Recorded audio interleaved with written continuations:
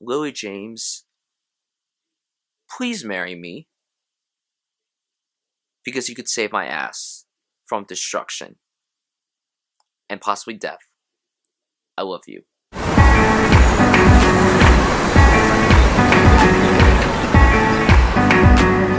Pride and Prejudice Zombies is like what the title is. It's Pride and Prejudice mixed with zombies. There's really no plot to this movie. It's just that the zombie outbreak is happening in the Victorian era, and then these girls have to go save them, as well as other characters from the Pride and Prejudice story. I'm not really a Jane Austen fanatic at all. I don't really care for the books, the films. Although I will say Pride and Prejudice is a very well-made film.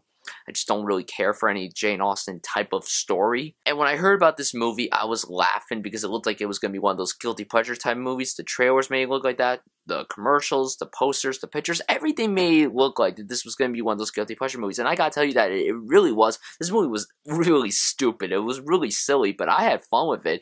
I will say there are actual problems with the film, but what I will say is that I was laughing. I was kind of shocked a few times, not too many times, like maybe twice in the movie. I was like I was really horrified, and I had a blast watching this film in the guilty pleasure type of way. So let's start off with the actual positives. In my intro, I said Lily James needs to marry me. Here's why. Lily James was so great in Cinderella that I was already excited to see whatever else she does, and she is great here once again. I love Lily James so much, and she not only like is she beautiful, she's actually a really talented actress. And I'm so excited to see whatever else she does. I believe she's going to be in Edgar Wright's next film, which already excites me.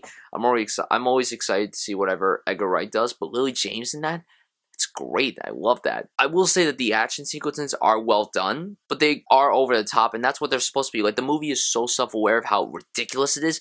That was the joy of this film, that it wasn't trying to be serious. Were there some serious moments in this movie? Of course there were. It's Pride and Prejudice. Of course there's going to be some serious moments in this movie. And by the way, if you guys didn't know, this is based on a book that's written by the same guy who wrote the Abraham Lincoln Vampire Hunter book, which I love that book. I hated the film. I didn't read this book, but this film is like Godfather compared to Abraham Lincoln Vampire Hunter, the movie. But yeah, the action's very well done. I like the goriness of it. I do like the sets and the costumes and all that stuff. And going back to the performances, Matt Smith was the standout of the entire film. I love that guy. I loved his performance in this film. Like, his performance was the campiest of them all, and he did a very good job in this film. And for those of you who don't know Matt Smith, he's Doctor Who. He was Doctor Who. And he did a very good job. I'll get to some of the other performances later on when I get to my flaws of the film. So with that being said, my flaws of the film. There were times when the campiness did not work for me. Just a few times. Because like there were times when it kind of went a little overboard with it, which was a little annoying. There were some pacing issues with it. The second half was a little too slow. The first half went really quick, but the second half, kind of in the middle.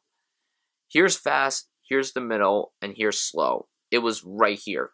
This is where it was the second half. And then by the last 20 minutes, it went up to here. So it got fast again. And there's one performance that I did not care for at all, and that's Sam Riley as Darcy. Number one, I hate the way he talks. The flies, they come and then they show where the zombies go. Miss Bennett, I don't love you. You're too muscular to be a part of me. I am not joking. That's how he talks. And I looked up an interview, and unfortunately, that's how he talks in real life. But his voice annoyed me. Maybe someone could have dubbed over him. But his performance was He was okay. There was not like a terrible performance in this movie. It's just that the two best performances were Lily James and Matt Smith. Lena Headey from Game of Thrones was also pretty entertaining in this movie too. And the other actresses that played the sisters were good. But with that being said, the pacing was definitely the biggest issue with the film. Like I said, the second half went a little too slow. But I still enjoyed the movie for what it was. It is going to be one of those guilty pleasure type of films. I know there are people out there who probably aren't going to care for this film. But I enjoyed myself for what I was watching. And with that being said, Pride and Prejudice and Zombies gets a C+. Guys, tell me down below what you thought of this movie. If you saw it, what's your favorite zombie apocalypse film? What's your favorite Jane Austen film? I want to know your thoughts. Thank you guys so much for watching this review. And I'll see you guys soon.